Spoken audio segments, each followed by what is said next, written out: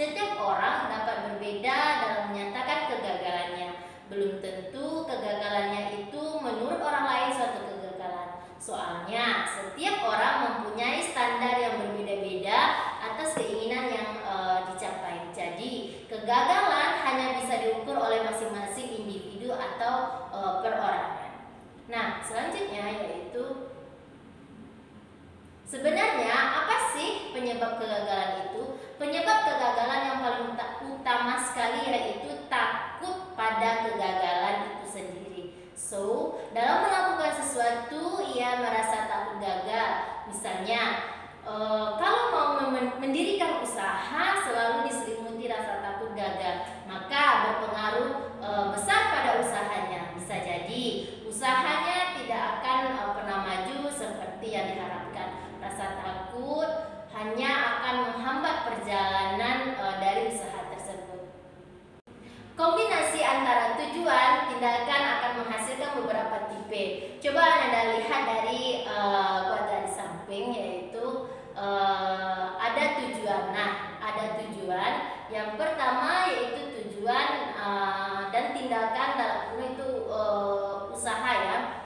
Ananda tahu mau kemana dan melakukan tindakan untuk menuju ke sana. Biasanya Ananda menjadi orang yang terarah dan tahu apa yang harus dilakukan. Nah, tujuan tapi tidak ada tindakan, yaitu yang dimaksud dengan ngelamun ya, yang ada tujuan tadi ada ngelamun.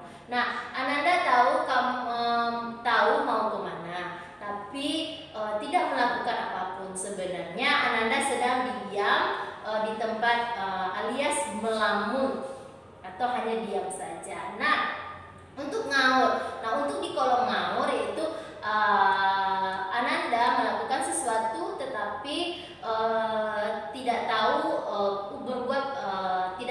berbuat apa.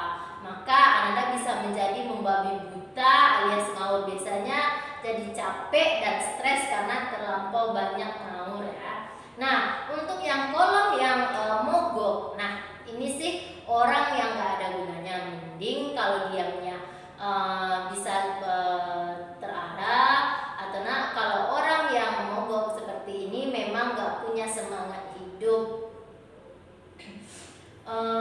Untuk selanjutnya yaitu untuk merapikan dan membuat kombinasi ideal kedua hal di atas, baik tujuan maupun tindakan, maka kuncinya di perencanaan. Nah, jika Ananda gagal dalam merencanakan berarti merencanakan untuk gagal. Kamu atau Ananda harus berusaha untuk menetapkan tujuan dan melakukan tindakan supaya hidup Ananda punya arah dan setiap tindakan yang Ananda lakukan menuju arah yang telah Ananda tetapkan atau yang Ananda inginkan. Nah, penyesalan adalah respon rutin untuk terhadap tujuan yang tidak tercapai, tindakan yang tidak optimal dan strategi yang tidak jitu. Jadi, tujuan, tindakan dan strategi harus beriringan.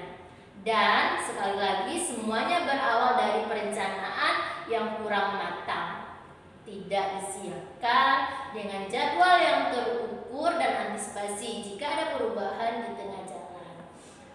Orang-orang besar dan terkenal dalam meniti karirnya tidak langsung berhasil.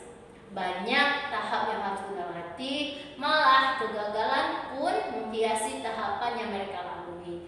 Tetapi tidak menjadikan mereka pesimis ya. Mereka malah terus mencoba dan memperbaiki diri. Ada pepatah lama yang mengatakan kegagalan adalah guru yang terbaik. Hal ini karena banyak sekali orang yang mengalami kesuksesan setelah kegagalan menimpa dirinya. Nah, kegagalan jadikanlah pendorong untuk mencapai keberhasilan yang Ananda inginkan.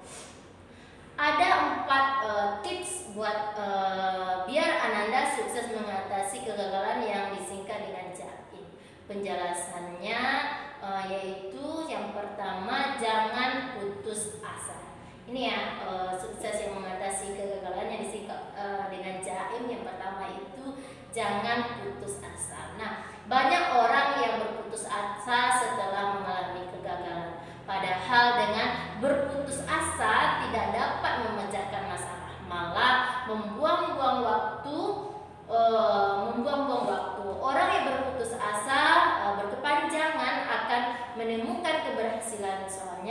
hari-harinya dipenuh dengan rasa penyesalan. Atasi kegagalan dengan semangat baru untuk berusaha dan lebih baik lagi. Bangkitlah dan jangan putus asa. Nah, yang kedua yaitu ambil langkah baru. Ya tadi C ya, sekarang yang A-nya yaitu ambil langkah baru. Orang yang tidak belajar dari kegagalannya yaitu melakukan sesuatu dengan cara dan langkah yang sama saat ia gagal. Padahal seharusnya ia mencari jalan lain untuk mencapai tujuan supaya kegagalan tidak terulang kembali. Nah, yang I, introspeksi diri. Saat mengalami kegagalan, coba deh introspeksi diri kita sendiri ya. Kelemahan apa yang terdapat pada diri kita sehingga bisa gagal. Ibarat tersandung saat berjalan. Bukan salah batunya loh, tetapi apa kita yang kurang waspada dan berhati-hati saat berjalan. Nah, temukan penyebab kegagalan itu, kemudian koreksi diri kita supaya tidak jatuh lagi. Ananda harus membuat perencanaan yang matang sebelum melangkah lagi. Nah, yang M yaitu modal percaya diri. Kalau Ananda ingin berhasil, jangan punya perasaan minder, malu, kurang percaya diri. Perasaan itu menyebabkan kita tidak yakin sejak awal. Inilah yang bisa menghambat keberhasilan setiap orang. Kelemahan tetapi jangan dibesar-besarkan. Nah, yang mesti Ananda ingat bahwa orang yang sukses itu lebih banyak gagalnya ketimbang orang-orang yang gagal. Soalnya orang yang gagal begitu mengalami kegagalan, mereka berhenti. Beda dengan orang yang sukses, begitu kegagalan menimpa bukan akhir dari segalanya, melainkan awal untuk melakukan perubahan.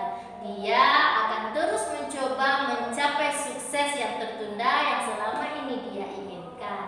Nah,